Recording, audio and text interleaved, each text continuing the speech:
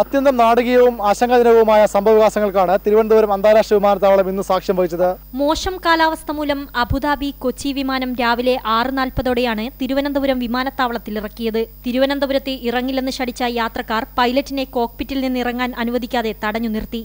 ഇതോടെ വാക്കേറ്റമായി. തുടർന്ന് കോക്പിറ്റിലേക്ക് മടങ്ങിയ പൈലറ്റിനു പിറകെ ഏതാനും ചില യാത്രക്കാർ നടന്നെടുത്തു.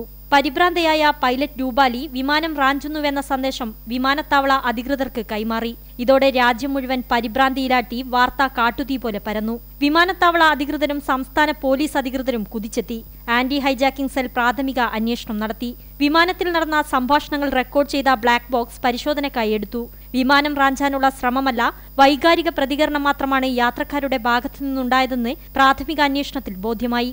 പൈലറ്റ് സംഭവത്തെക്കുറിച്ച് രേഖാമൂലം പരാതി നൽകിയെങ്കിലും റാഞ്ചൽ സന്ദേശം വ്യാജമാണെന്ന വിവരം രാജ്യത്തെ എല്ലാ വിമാനത്താവളങ്ങൾക്കും നൽകിയതോടെ കൃത്യം 2 മണിക്ക് വിമാനം കൊച്ചിയിലേക്ക് തിരിച്ചു. കൃത്യം 2:30 തന്നെ വിമാനം നെടുമ്പാശ്ശേരി വിമാനത്താവളത്തിലെത്തി. എന്നാൽ 6 യാത്രക്കാരെ സുരക്ഷാ ഉദ്യോഗസ്ഥർ തടഞ്ഞുവെച്ചു. മറ്റുള്ള യാത്രക്കാരുടെ പ്രതിഷേധത്തെ തുടർന്ന് പിന്നീട് ഇവരെ വിട്ടയച്ചു. അത്യന്തം മോശമായാണ് അധികൃതർ തങ്ങളോട് പെരുമാറിയെന്ന് യാത്രക്കാർ ആരോപിച്ചു.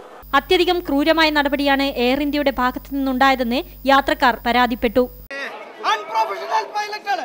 പൈലറ്റ് ഓവർ റിയാക്ഷൻ കാണിച്ചിട്ടാണ് സിഐഎസ്എഫിനൊക്കെ മെസ്സേജ് കൊടുത്തത്. ഓവർ റിയാക്ഷൻ, അവർ രക്ഷപ്പെടാൻ വേണ്ടി ഓവർ റിയാക്ഷൻ കാണിച്ചു. സിഐഎസ്എഫിനൊക്കെ വിളിച്ചു. പിന്നെ അവിടെ എത്തിയേക്ക് പറഞ്ഞു ഞങ്ങൾ ഡ്യൂട്ടി ടൈം കഴിഞ്ഞു, ഞങ്ങൾക്ക് പോരാൻ പറ്റില്ല എന്ന് പറഞ്ഞു. പിന്നെ വേറൊരു പൈലറ്റ് 10:45 വരുന്നു പറഞ്ഞു. 10:45 വന്നിട്ടാണ് വീണ്ടും പ്രതിഷേധം ഉണ്ടാക്കിയത്. ഒരു ബെന്നും ചായയും എല്ലാം കൊടുത്തു, വെള്ളമല്ല. പിന്നെ 12 മണി 1 മണി അങ്ങനെ ലാസ്റ്റ് 1:30ക്കാണ് അവിടുന്ന് പോകുന്നത്. ഇതുവരെയായിട്ട് ഞങ്ങൾക്ക് ഒരു പച്ച വെള്ളം, ആ ഒരു കുടിക്കാനോ കുറച്ച് വെള്ളം മാത്രമാണ് ഞങ്ങൾക്ക് തന്നത്. പിന്നെന്ന് പറഞ്ഞാൽ ആ പൈലറ്റ് ഒരു പെണ്ണുണ്ടായിരുന്നു, ആ പെണ്ണാണ് ഇത് പ്രശ്നങ്ങൾക്ക് മുഴുവൻ കാരണം. വിമാനം പറന്നിറങ്ങിയതിനു ശേഷം നടന്ന സംഭവമെന്ന നിലയിൽ തിരുവനന്തപുരം വിമാനത്താവളത്തിൽ നടന്ന കാര്യങ്ങൾ സംസ്ഥാന പോലീസ് അന്വേഷിക്കുമെന്ന് DGP KS ബാലസുബ്രഹ്മണ്യം ഇന്ത്യ വിഷനോട് പറഞ്ഞു. ഒരു കാര്യം എപ്പോഴും ശ്രദ്ധിക്കുക, വിമാനത്തിൽ യാത്രക്കാർ വൈകാരികമായി പ്രതികരിക്കാതിരിക്കുക.